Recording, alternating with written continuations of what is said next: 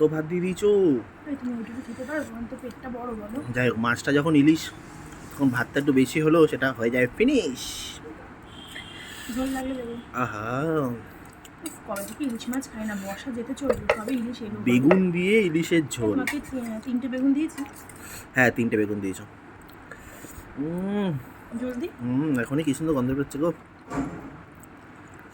ইলিশের যা দাম হয়েছে, লোন তুলে ইলিশ মাছ কিনতে হবে এবার থেকে। তাই না? কত টাকা কিলো? অনেক দাম। আমি ওকে বলছি ইলিশ মাছ খাওয়ার সময়। আহা, এটা আলু হলে আরো ভালো হতো গো। না গো, ইলিশ মাছে আলু দিয়ে সেই স্বাদটা নষ্ট হয়ে যায়।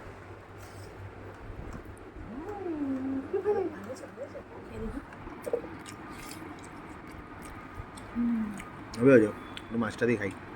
ঝাল হয়নি একটু, নুন কম। এবার থেকে ইলিশ মাছটা আমাকেই করতে হবে। আহা,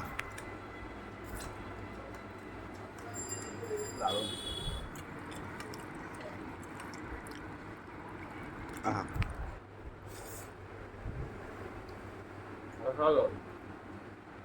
হবে হয়ে যাও।